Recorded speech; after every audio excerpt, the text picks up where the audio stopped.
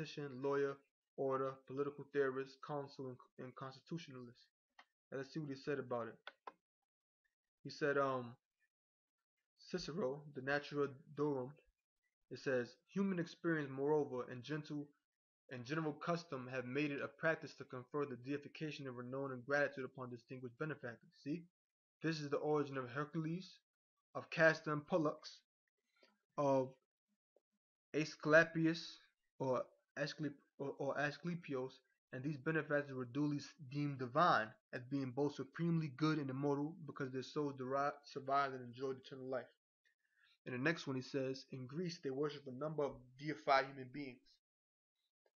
At Alabanda, I'm just going to jump right to it. It says the son of Tyndareus, Dioscody. The last one. If you call Apollo, Vulcanus, Mercurius, known as Hermes, and the rest gods, see, Mercurius, when he called Paul and Barnabas, remember that? When you have doubts about Hercules, all on down, it says Castor and Pollux, the Dioscody, because these are worshipped just as much as those, and deemed in some places very much more than they. And we then to deem these gods the sons of mortal mothers. Remember, Leda? Um, it's only about two more things that I want to read, and that's it. Three more things. I'm gonna read this one first. This is a man named Simonides of Chios. Was a Greek lyric poet born at Ilios on Chios. Ilios, see, it didn't have a J. There was no J's back then. It says, I'm just gonna jump right down to it. It says, I'll go from right here.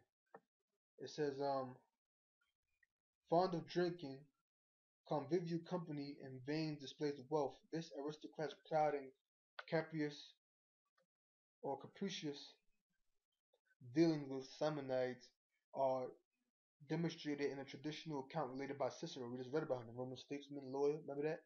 And Quintilian, according to which the poet was commissioned to write a victory ode for a boxer. So he wrote a victory ode for a boxer, a poem. Simonides embellishing his art with so many references to the twins Castor and Pollux. So when this boxer had won a match, he was commissioned to write a victory ode, a victory poem. Now you look right here. This is something called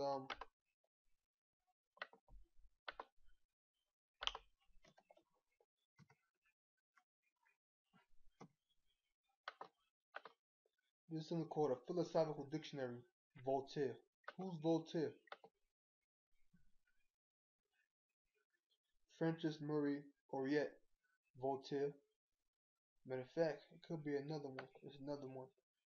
It might be another different Voltaire. Let me see. Yep, this the guy. See?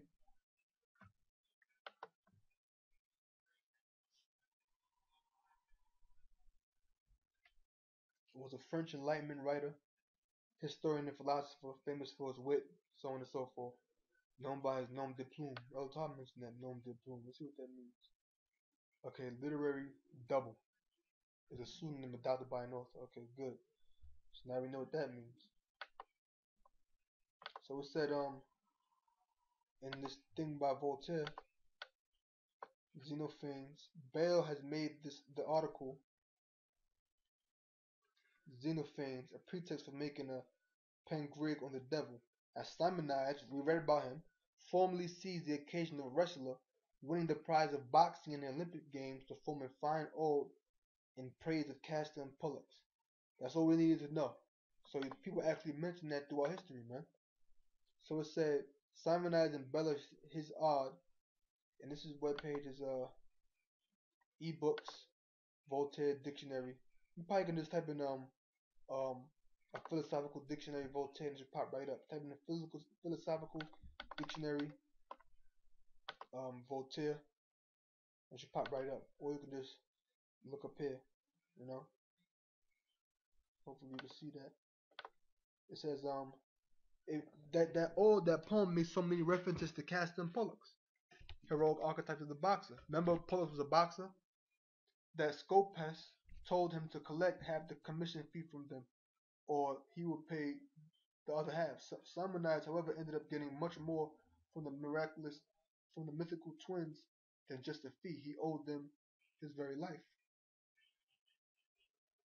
Okay, let's jump up here. It says it told us to go to miraculous escapes. When you read it, it says, as mentioned above, both Cicero and Quintilian are sources for the story of Scopas. The Thessalian noblemen refused to pay Simonides in full for a victory art that featured too many decorative references to the mythical twins Castor and Pollux. So when this man had won this boxing match, Simonides was told to write a poem, write a poem. But in his poem, it made too many references to Castor and Pollux. And Scopa just said, "Yo, I ain't paying you shit, man. I ain't paying you all that shit, man. I'm giving you half the money. You talking about Castor and Pollux too goddamn much." It says, according to the rest of the story, Simonides was celebrating the same victory with Scopas and his relatives at a banquet when he received word that two young men were waiting outside to see him. When he got outside, however, he discovered firstly that the two young men were nowhere to be found. Secondly, that the dining hall was collapsed behind him. Scopas and a number of his relatives were killed. Apparently, the two young men were the twins, and they had rewarded the poet's interest in them by thus saving his life. Simonides later benefited from the tragedy by deriving a system of um, mnemonics from it. Quintilian dismisses the story as a fiction because the poet nowhere mentioned the affair, although he was not in the least likely to keep silent on the matter which brought him such glory. So basically, he's saying, man, the poet nowhere even mentioned this, but I doubt he would keep his mouth quiet because this little instance, if it did take place, would have brought him so much glory. People looked at him like he was great and all that, like the gods was watching over him. Um, uh, this, however, was not the only miraculous escape that his piety afforded him. There are two epigrams in the Palatine anthology, both attributed to Simonides and both dedicated to a drowned man whose corpse the poet and some companions are said to have found and buried on an island. The first is an epitaph in which the dead uh, man is imaged to invoke blessing on those who have buried the body, and second, recording the poet's gratitude to the drowned man for saving his own life, for having saved his own life. Simonides had been warned by his ghost not to set sail from the island with his companions, who all subsequently drowned. And Scopas was it says it says among the most colorful of his ignorant patrons was the head of the Scopidae clan named Scopas. In fact, I believe I typed in Scopas up here earlier and something came up.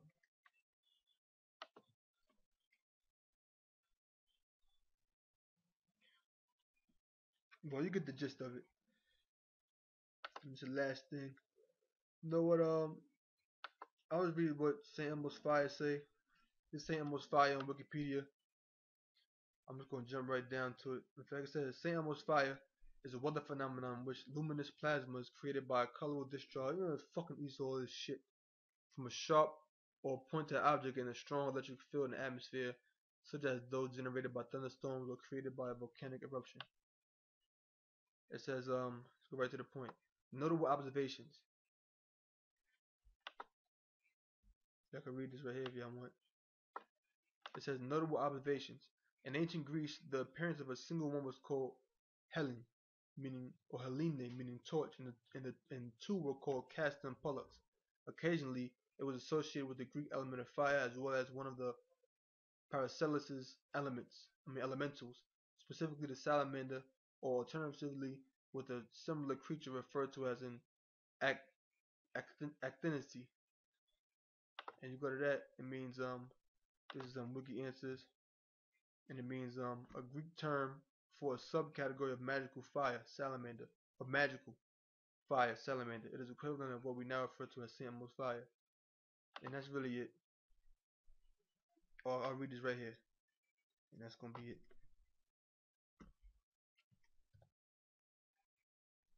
It says Castor and Pollux. This is Encyclopedia 2 to freedictionary.com. It says Castor and Pollux. In classical mythology, twin heroes were called Dioscuri. Castor was the son of Leda and Tyndareus, Pollux the son of Leda and Zeus. You know what, we read all this already. This is the part I wanted to get Yeah, the highlighted part. Dioscody or Castor and Pollux. Twin gods of ancient Greece and Rome, they aided shipwrecked sailors and accepted sacrifices for favorable winds. That's all we really need. With that, I'm going to close. All praise to Yahweh, Hashem El Shai, double honor to the elders. Shalom to the brothers out there pushing the truth and sincerity. And with that, I'm going to say shalom.